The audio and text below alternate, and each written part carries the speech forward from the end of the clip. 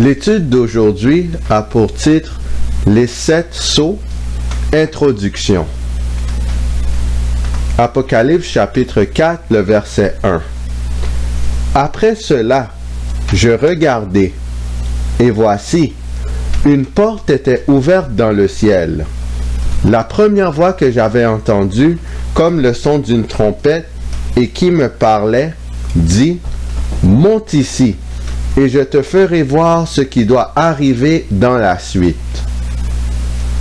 Les chapitres précédents traitaient des 7 églises. Ainsi, le terme « après cela » annonce une nouvelle vision, différente de celle des 7 églises. On ne connaît pas la durée de l'intervalle entre la vision des églises et celle des 7 sceaux. La voix qui parle encore une fois à Jean provient de qui? Où se trouve cette personne qui s'adresse à Jean? Apocalypse chapitre 1, les versets 10, 12, 13, 17 et 18.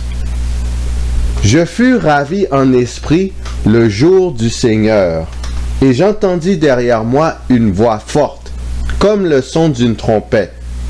Je me retournai pour connaître quelle était la voix qui me parlait.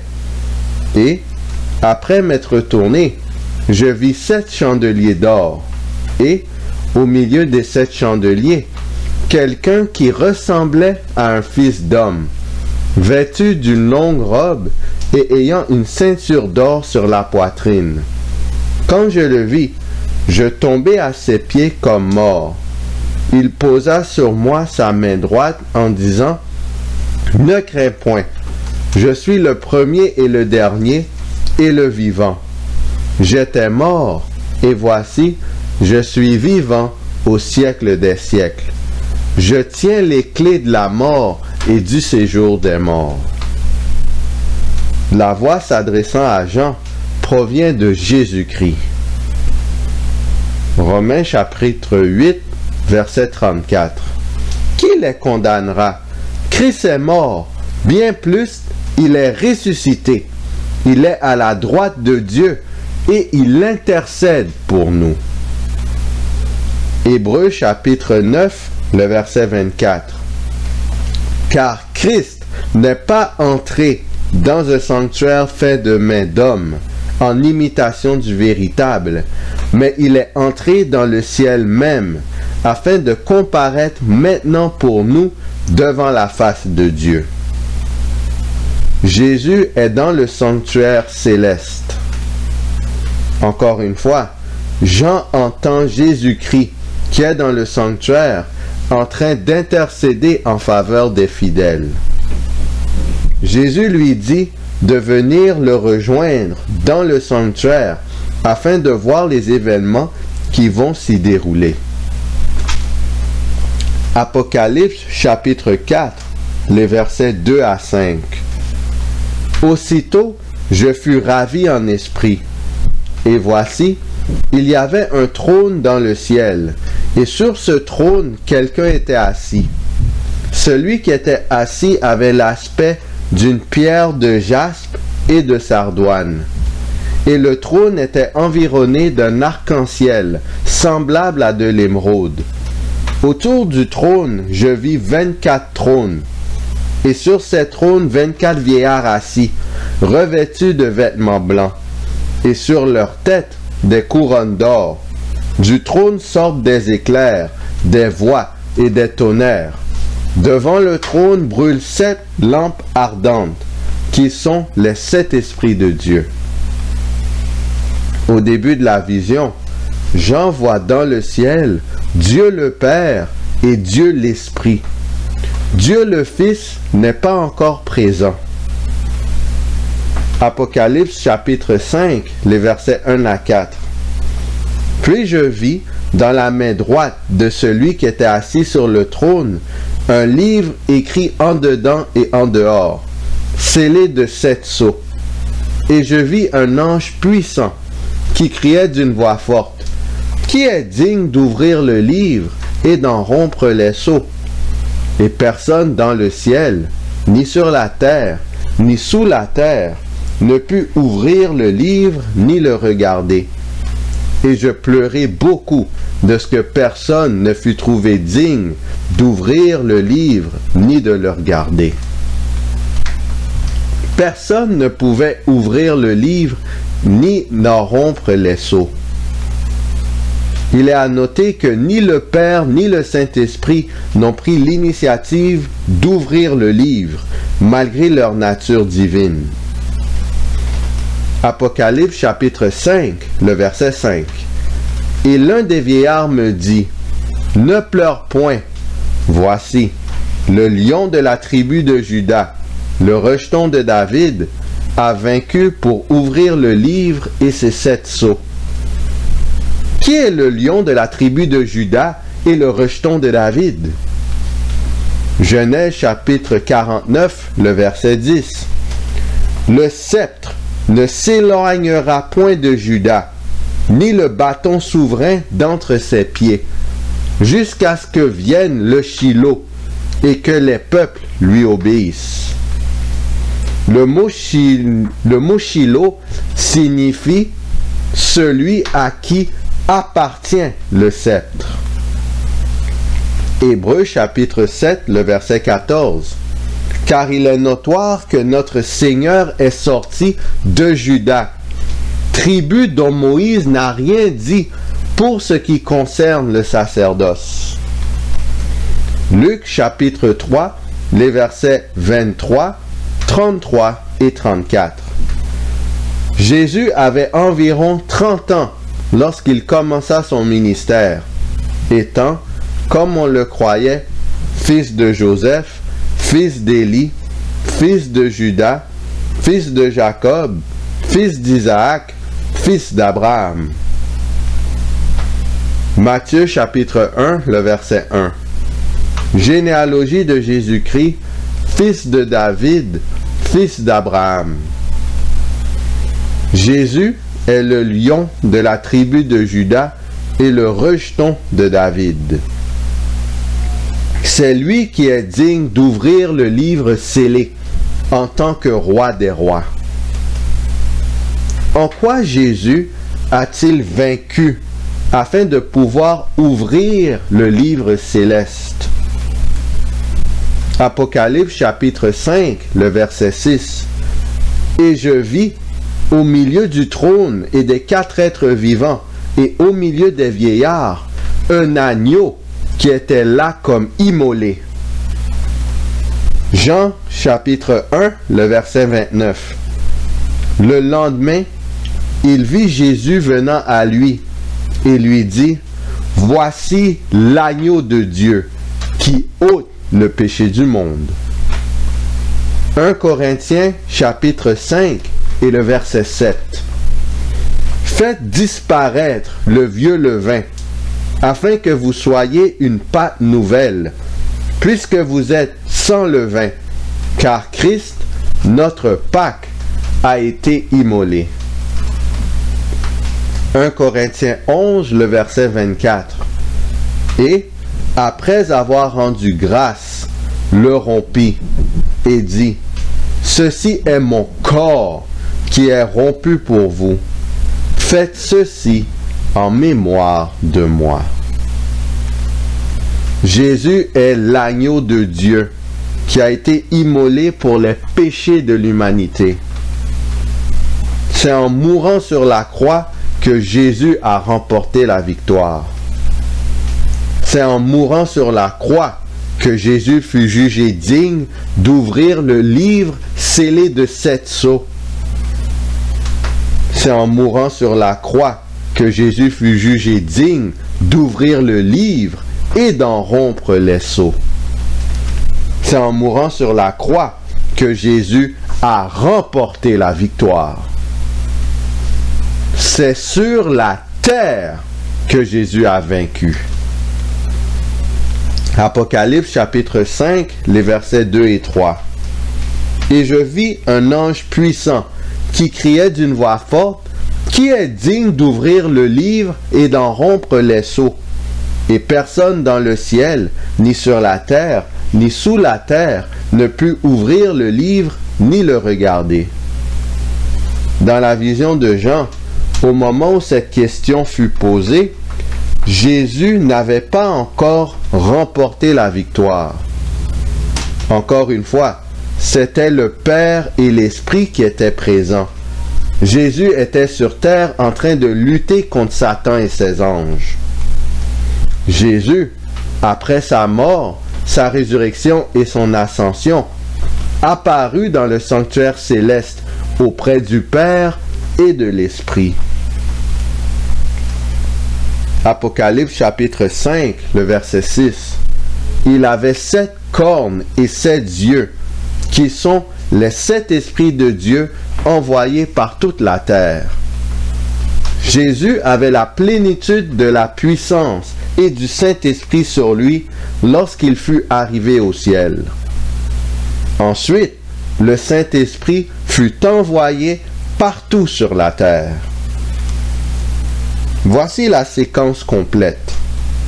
Premièrement, l'Esprit et le Père sont au ciel, tandis que le Fils est sur terre.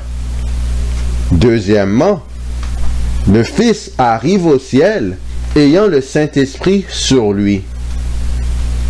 Numéro 3. L'Esprit est envoyé sur terre, tandis que le Fils et le Père restent au ciel. À quel moment ce scénario a-t-il eu lieu? Actes chapitre 2, les versets 1 à 4.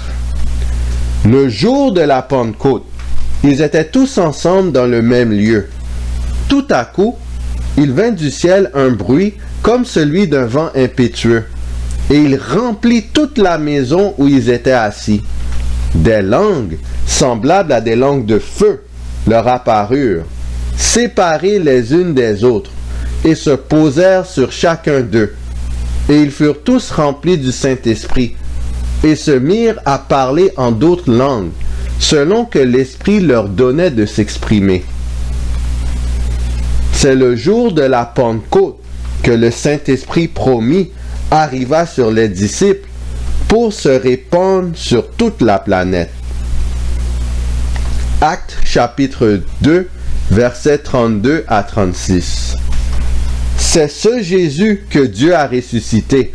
Nous en sommes tous témoins.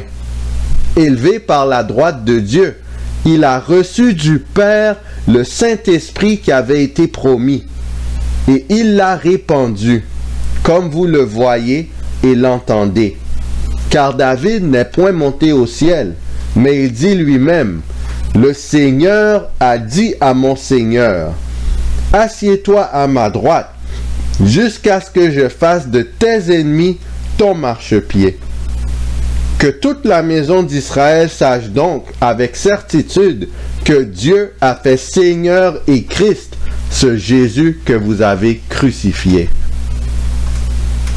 Ce même jour de la Pentecôte, Jésus fut couronné comme Seigneur dans le ciel, et il a reçu l'Esprit et l'a envoyé sur la terre.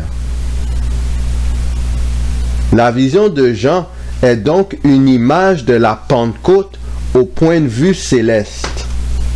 Elle suit la même séquence que les événements entourant la Pentecôte telle que décrite dans le livre des Actes. C'est le jour de la Pentecôte que Jésus fut officiellement jugé digne d'ouvrir le livre et d'en rompre les sceaux. À quoi sert ce livre et quel est son contenu? Deutéronome chapitre 17, le verset 15. Tu mettras sur toi un roi que choisira l'Éternel, ton Dieu. Tu prendras un roi du milieu de tes frères. Tu ne pourras pas te donner un étranger qui ne soit pas ton frère. Deutéronome chapitre 17, les versets 18 à 20. Quand il s'assiera sur le trône de son royaume, il écrira pour lui, dans un livre, une copie de cette loi, qu'il prendra auprès des sacrificateurs, les Lévites. Il devra l'avoir avec lui et y lire tous les jours de sa vie. afin qu'ils apprennent à craindre l'Éternel son Dieu, à observer et à mettre en pratique toutes les paroles de cette loi et toutes ses ordonnances, afin que son cœur ne s'élève point au-dessus de ses frères, et qu'il ne se détourne de ses commandements ni à droite ni à gauche, afin qu'il prolonge ses jours dans son royaume, lui et ses enfants, au milieu d'Israël. Tout d'abord, on voit dans Deutéronome qu'un livre était remis au roi d'Israël lors de son couronnement. Le contenu de ce livre était tous les enseignements de Dieu que le roi se devait d'observer tous les jours de sa vie. Similairement, Jésus, lors de son couronnement dans le ciel, fut donné le livre scellé de 7 sceaux. Ce livre contient donc les lois et les ordonnances de l'Éternel. Les Israélites devaient choisir un roi parmi l'un de leurs frères. Aucun étranger n'avait le droit d'être le roi. Jésus, ayant gardé son humanité dans le ciel, était toujours qualifié pour être notre roi. En effet, Jésus est notre frère. Ézéchiel chapitre 2, les versets 2 à 6. Dès qu'il m'eut adressé ces mots, l'Esprit entra en moi et me fit tenir sur mes pieds. Et j'entendis celui qui me parlait. Il me dit, « Fils de l'homme, je t'envoie vers les enfants d'Israël, vers ces peuples rebelles, qui se sont révoltés contre moi. Eux et leurs pères ont péché contre moi, jusqu'au jour même où nous sommes. Ce sont des enfants à la face impudente et au cœur endurci. Je t'envoie vers eux, et tu leur diras, ainsi parle le Seigneur l'Éternel, qu'ils écoutent ou qu'ils n'écoutent pas, car c'est une famille de rebelles, et ils sauront qu'un prophète est au milieu d'eux. » Au temps de la captivité d'Israël par Babylone, Ézéchiel avait reçu l'ordre de donner un message de réprobation, de reproche envers la nation rebelle d'Israël. L'accomplissement des événements annoncés servirait à prouver l'origine divine du message. Ézéchiel chapitre 2, les versets 8 à 10. Et toi, fils de l'homme, écoute ce que je vais te dire. Ne sois pas rebelle comme cette famille de rebelles. Ouvre ta bouche et mange ce que je te donnerai.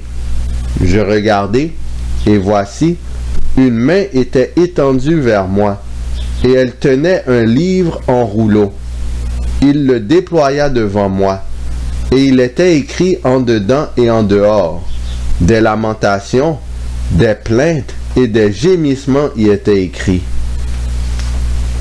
Le livre écrit en dedans et en dehors contenait différents malheurs et souffrances qui allaient affliger le peuple de Dieu. Ces calamités étaient causées en grande partie par leur infidélité. Elles avaient pour but de les détourner de leur idolâtrie pour les ramener à Dieu. Apocalypse chapitre 5, le verset 1. Puis je vis dans la main droite de celui qui était assis sur le trône un livre écrit en dedans et en dehors, scellé de 7 sceaux. Similairement, le livre scellé constitue une série d'événements depuis l'effusion du Saint-Esprit au jour de la Pentecôte qui sont survenus et surviendront sur terre. Ces événements serviront à prouver la véracité du message contenu dans le livre et son origine divine. Le but est de détourner le peuple de Dieu de l'idolâtrie pour le ramener vers Dieu et à l'observation de sa loi. Le chiffre 7 représente la perfection, la plénitude, la totalité. Voici quelques exemples. Dieu bénit le 7e jour et le sanctifia. Dieu déclara que si quelqu'un tuait Caïn, ce dernier serait vengé 7 fois. Ceci assurait à cet impie la plénitude de la protection divine. Le chandelier du sanctuaire contenait 7 lampes pour assurer un parfait éclairage. Ainsi, les 7 sceaux symbolisent la totalité des événements marquants de l'histoire humaine qui ont affecté le peuple de Dieu et devaient lui servir d'avertissement. Le point de départ est l'an 31, la Pentecôte. On peut aussi considérer l'an 34 comme point de départ si l'on tient compte du rejet définitif du peuple juif en l'an 34. Genèse chapitre 1, les versets 27 et 28. Dieu créa l'homme à son image. Il le créa à l'image de Dieu. Il créa l'homme et la femme.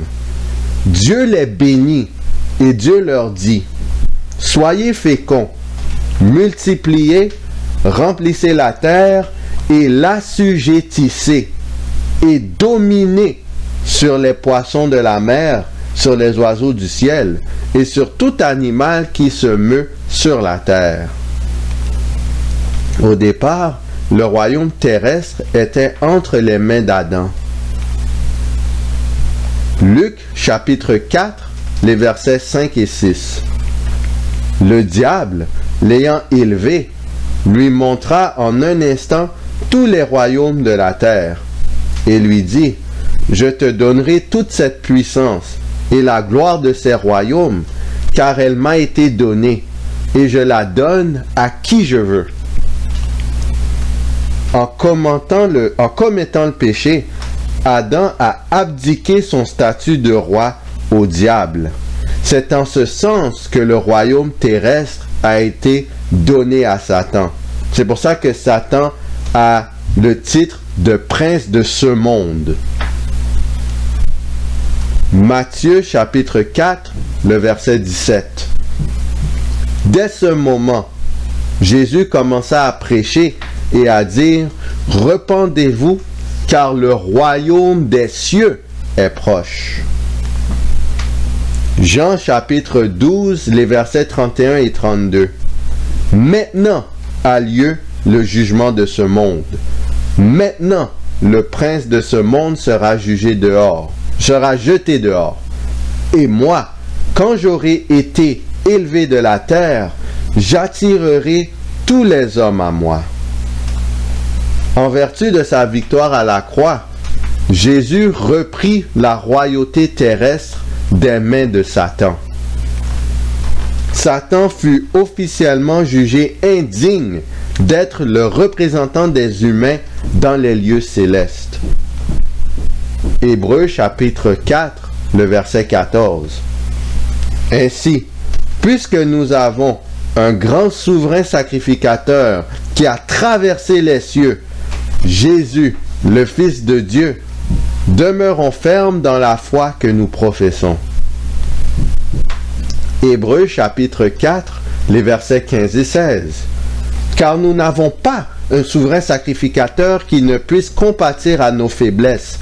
Au contraire, il a été tenté comme nous en toutes choses, sans commettre de péché.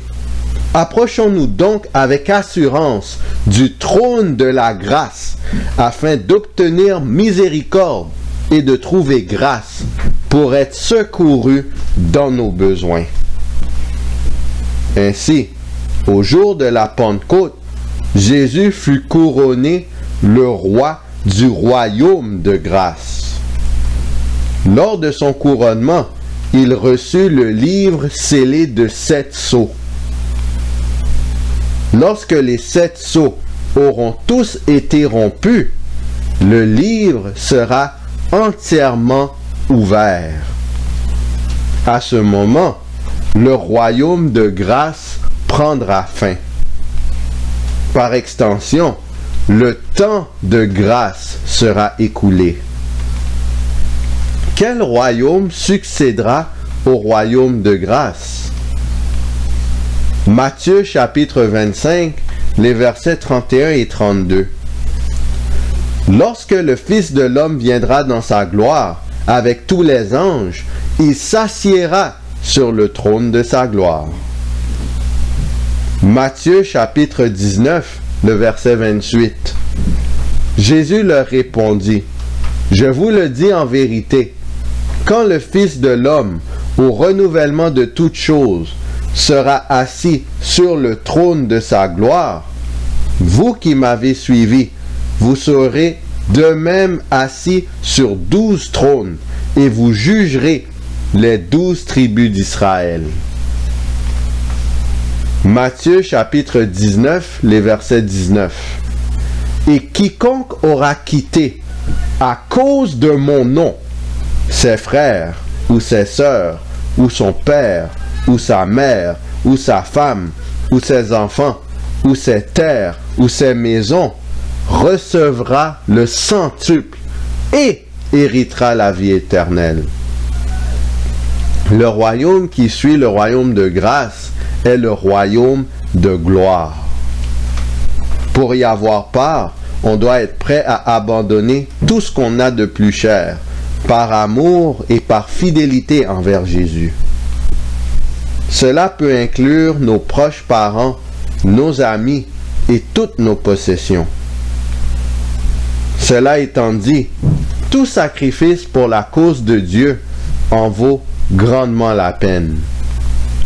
Jésus, notre roi, promet de nous remettre 100 fois plus que ce qu'on aura volontairement laissé.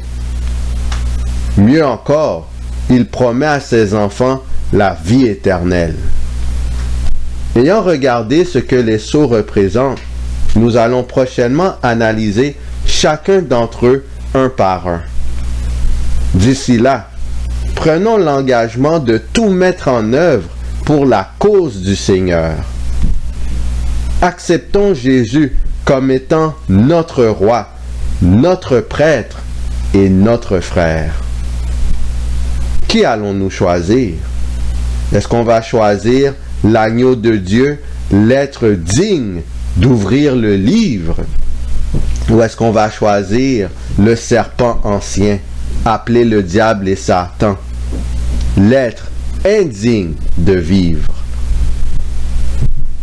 Choisissons l'agneau, parce qu'en bout de ligne, ceux qui suivent l'agneau partout où il va auront le privilège d'être sur la montagne de Sion avec lui. Ils auront un cantique nouveau à chanter, parce que Jésus viendra les délivrer. Et s'il arrive que les fidèles meurent, mais ils savent qu'ils ont la résurrection d'assurer, parce que leur Dieu, Jésus-Christ, est ressuscité, il a la victoire, et cette victoire est à nous si nous l'acceptons. Il ne reste qu'à souhaiter que nous acceptions Christ, non seulement en parole, non seulement en décision, mais en acte concret, jusqu'à son avènement. Que le Seigneur nous garde.